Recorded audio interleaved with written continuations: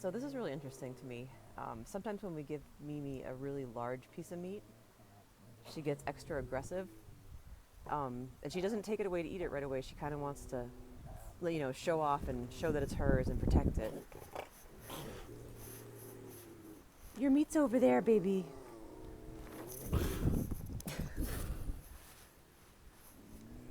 So she'll probably chase me. Meemie, get your meat. Get your meat, Meemie. Whoa, is that yours?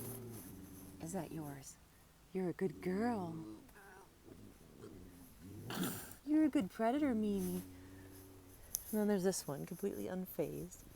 Hi, Purry. Not hungry, Mankey? You're very feisty today. So it's got a pretty big piece of chicken there.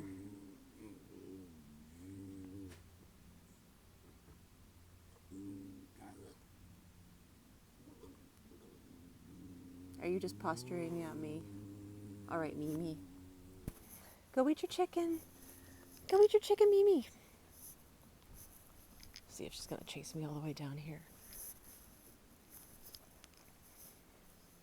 Meemie. Oh, guess not.